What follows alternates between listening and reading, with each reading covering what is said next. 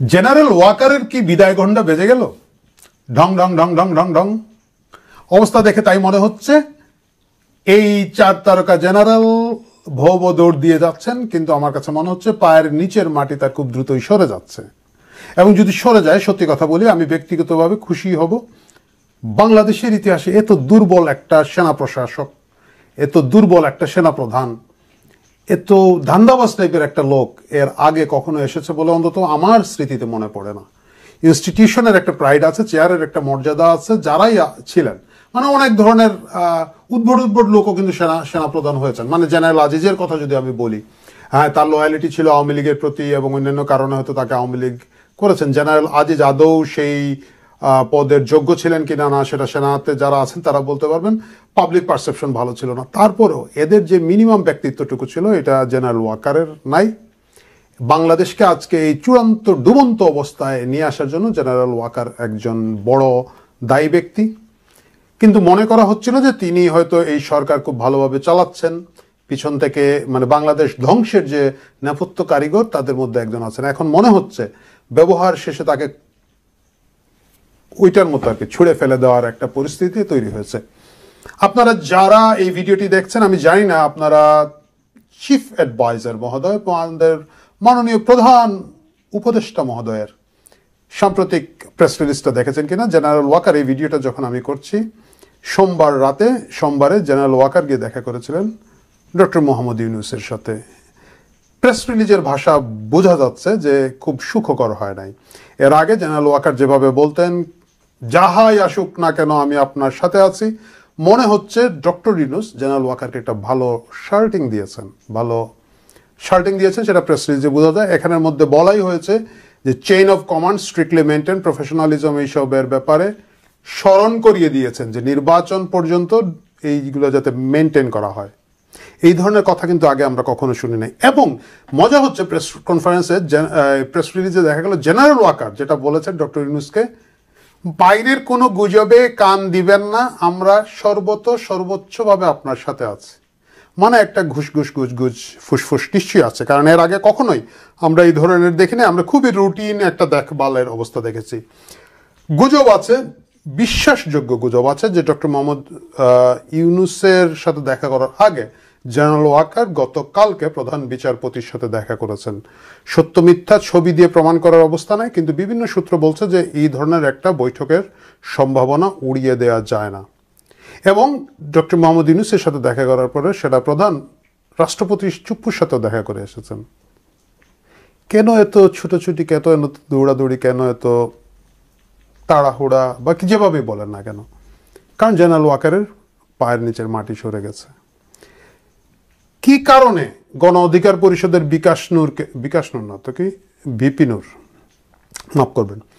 VP নূরকে গিয়ে এই পরিমাণ অমানবিকভাবে মারতে হলো, কি কারণে নির্যাতন করতে হলো আমরা জানি না।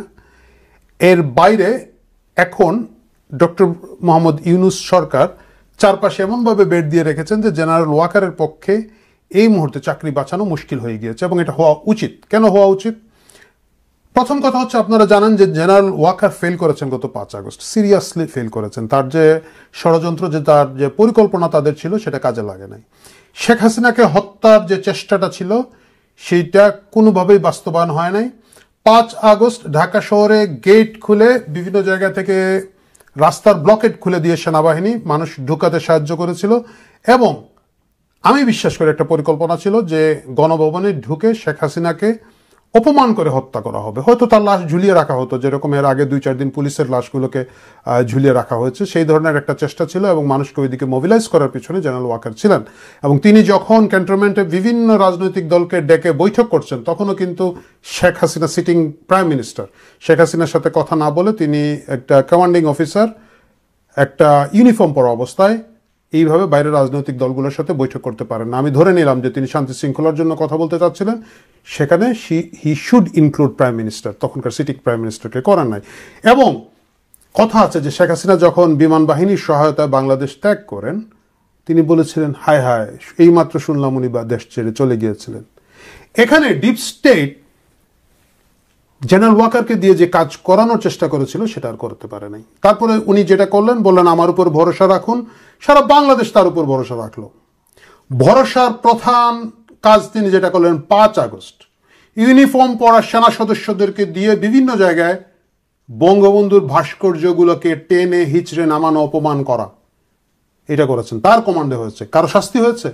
একটা প্রফেশনাল সেনাবাহিনী হতে পারে, সরকার পরিবর্তন হয়েছে, চেঞ্জ হয়েছে, মানলাম, মানুষ এসে একেবারে সব কিছুকে উল্টো পালট করে দিয়েছে। প্রফেশনাল সেনাবাহিনীর উচিত ছিল পরবর্তী সরকারে কারা আসবেন সেটাকে নিয়ে ব্যস্ত থাকা, আইন শৃঙ্খলা রক্ষা করা। যেহেতু এখন আওয়ামী লীগ নাই, সরকার চলে গিয়েছে, এদের মবকে নিয়ন্ত্রণ করা। কিন্তু সেটা না করে ইউনিফর্ম পরা প্রফেশনাল সেনা ভাস্কর্য ভাঙতে লেগেছে on the command of general Waker 5 তারিখে।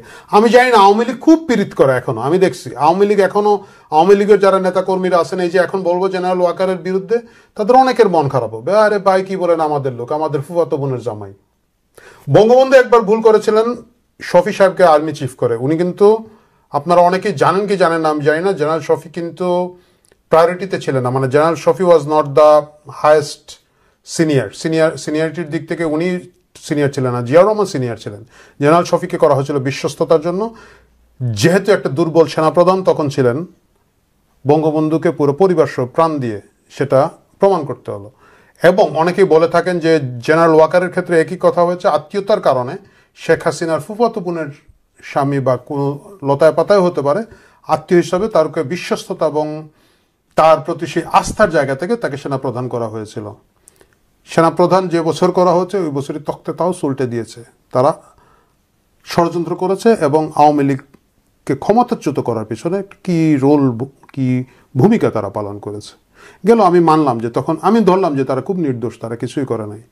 গোপালগঞ্জের ঘটনার পরে আমাকে বলেন 5 দিন কারফিউ দিয়ে ওইখানের মধ্যে, প্রথম 1 ঘন্টা 2 ঘন্টা 4 ঘন্টা 5 ঘন্টা আমি মেনে নিলাম যে ন্যাশনাল কমেডি পার্টির লোকজন ওইখানের মধ্যে না বুঝে গেছে, বাচ্চা কাচ্চা উস্কানি দিতে গেছে, লোকজন পেদানি দিচ্ছে, তাদেরকে এপিসির ভিতরে ট্যাঙ্কের ভিতরে করে পালিয়ে দেওয়া হয়েছে, ওই সময় গুলি করা হয়েছে, মারা হচ্ছে। কিন্তু এরা তো পালিয়ে গেছে ভাই। পালিয়ে যাওয়ার পরে 5 দিন ওইখানে টানা কারফিউ দিয়ে অমানবিক নির্যাতন করা হয়েছে লোকজনের কাছে। কারণ তারপরে আওয়ামী লীগ তাকে কেন ভালোবাসে, কেন তাকে, আমি দেখলাম আবার একটা বিবৃতিও দিয়েছে সেনাবাহিনীর দিকে তাকে। আর ভাই আওয়ামী লীগ আপনারা ওই সেনাবাহিনীর দিকে না তাকে নিজের দিকে তাকান। আল্লাহর রাস্তায় নিজের রাজনীতিটা করার চেষ্টা করেন। 1 বছর বসে থাকবেন, জেনারেল ওয়াকার আপনাদেরকে আইনা বসায় দিবে। ওই বেচারার প্রথম কথা হচ্ছে কোনো ইচ্ছা, আগ্রহ, সাহস, গাটস কিছুই নাই, যোগ্যতা নাই, এবং তার নিজের চাকরি আছে কিনা না সেটা নিয়ে টানাটানি আছে। আমি আশা করব কেয়ারটেকার গভর্নমেন্ট আগামীতে নির্বাচনে আসবে, নির্বাচনে আসার আগে একজন যোগ্য সেনাপ্রধানকে যদি দিতে পারেন সেটা হয়তো দেশের জন্য ভালো হবে। কারণ সেনাবাহিনী যেহেতু মাঠে আছে, সে যাতে নিরপেক্ষভাবে দায়িত্ব পালন করতে পারে। সেনাবাহিনী যেহেতু মাঠে আছে, ম্যাজিস্ট্রেসি পাওয়ার নিয়ে তারা যাতে মব নিয়ন্ত্রণ করতে পারে, এই চেষ্টাটা করবেন। আমরা এর আগে দেখেছি বাংলাদেশে ইমার্জেন্সি কিন্তু নতুন আসে নাই, এর আগে ইমার্জেন্সি এসেছে। এই ধরনের তত্ত্বাবধায়ক সরকারের সময় সেনাবাহিনী রাস্তায় ছিল। বিশেষ করে 1/11-এর সময় আমরা জেনারেল মইনকে দেখেছি, তার সময় সেনাবাহিনী এমনভাবে রাস্তায় ছিল, লোকজন পরাণের ভয়ে দামি দামি গাড়ি, কোটি টাকার গাড়ি রাস্তায় ফেলে গেছে। শুধু তা না, রাস্তাঘাটে অজগর পাওয়া যেত। আপনারা যারা ছোট এই ভিডিওটা দেখছেন তারা জানেন না, প্রাণের ভয়ে বাড়িতে পালতো অজগর। ওই সময়কার যারা 4 দলীয় জোট বিএনপি জামাত সরকারে ছিল ভাই, ওইগুলোও কিন্তু, এখন তো খালি আওয়ামী লীগের গালি দেন, তখনকার অবস্থা যদি দেখতেন, হরিণ পালতো বাড়িতে, অজগর পারতো, একদম একবারে মিডিল ইস্টের, কি বলা যায় ওরা, যে মিডিল ইস্টের ওইগুলো আর কি, মানে বড় লোক আমির টামির থাকে না, শেখের মতো কারবার ছিল। কিন্তু ওইগুলো পালিয়ে ভেগেছে সেনাবাহিনীর দূরে, এবং মানুষ সেনাবাহিনীর কাছে যাইতো। কিন্তু তখন 1/11-এর সময় বিভিন্ন জটিলতা নিয়ে, সাধারণ বিচার আচার নিয়ে লোকজন গিয়ে চেষ্টা করতো, সেনাবাহিনীকে বলতো যে ভাই আমার জায়গাটা দখল করে রেখেছে, সেনাবাহিনী উদ্ধার করে দিচ্ছে, ভাই আমার গরিব মানুষ আমার টাকা মেরে দিয়েছে, বা অমুকে আমার এটা করেছে, অন্যায় করেছে, আমার বাড়ি দখল করার চেষ্টা করছে, এবং সেনাবাহিনী সেগুলোতে কার্যকর ভূমিকা রাখতো। আর এখন আমরা দেখি সেনাবাহিনী কি করে, সেনাবাহিনী যেখানে মব হয় সেখানে যাওয়া ছাড়া বাকি সব কাজ করে, এবং বিভিন্ন জায়গায় খুব টেকনিক্যাল উস্কানি দেয়। যেমন ধরেন এই যে নূর কিন্তু এত খারাপ একটা নেতা না তো, মানে সে তার মতো একটা ছোট দলসের ছোট নেতা, তাকে অমানবিকভাবে নির্যাতন করা, এইসব কাজ পারে। গোপালগঞ্জে গিয়ে 5 দিন আটকায় রাখা, এইসব কাজ পারে। এখন মনে হচ্ছে বাঘ আইলো বলে বাঘ আসতেছে, জেনারেল ওয়াকারের ডেজ আর নাম্বারড। দেখা যাক আগামীতে কী হয়। প্রিয় দর্শক, আমি আপনি সকলে মিলে দেখতে থাকবো, এবং এই সেনাবাহিনী ব্যারাকে ফিরে যাওয়ার জন্য অধীর আগ্রহে অপেক্ষা করব। সেনাবাহিনীর এখন ব্যারাকে ফিরে যাওয়া দরকার। বাইরে ইউজলেস, কোনো কাজ হচ্ছে না এদেরকে দিয়ে, বরঞ্চ এদের প্রফেশনালিজম কমে যাচ্ছে, এদেরকে মানুষ যে রেসপেক্টটা করতো, যে ভয় করতো, এই জিনিসটা কমে যাচ্ছে। এটা লং রানে কিন্তু ইনস্টিটিউট হিসাবে বাংলাদেশ সেনাবাহিনীর একটা সিরিয়াস ক্ষতি হচ্ছে। কারণ শেষ পর্যন্ত আমরা বিভিন্ন দুর্যোগে সেনাবাহিনীর উপরে ভূমিকা, মানে এটা প্রাকৃতিক দুর্যোগের কথা বলছি না, রাজনৈতিক দুর্যোগের সময় আমরা সেনাবাহিনীকে আস্থায় নিয়েছি। ভাই আর্মি নামছে, এখন ভাই একটু শান্তি শৃঙ্খলা হবে। এই জায়গা থেকে সেনাবাহিনীর প্রতি ওই ভয়টা, ওই সমীহটা যে এখন কেটে যাচ্ছে, এই দুর্বল সেনাপ্রধান জেনারেল ওয়াকার হচ্ছে এর জন্য বড় দায়ী। আমার মনে হয় যদি এই সেনাপ্রধান বিদায় নেয়, একটা ভালো সেনাপ্রধান আসে, এটা ভালো, এবং আর্মিকে যদি ব্যারাকে ফিরিয়ে নিয়ে যাওয়া হয়, তাহলে তাদের ইজ্জতটাও বাঁচে, এবং লং রানে ইনস্টিটিউট হিসাবে বাংলাদেশ সেনাবাহিনী, যেটা আমাদের সকলের একটা গর্বের প্রতিষ্ঠান, সেটা সম্মানটাও বাঁচে। প্রিয় দর্শক, দেখা যাক আগামীতে কি হয়, কিভাবে খেলাধুলা চলতেই থাকে। Left right, left right, left right. ভালো থাকুন।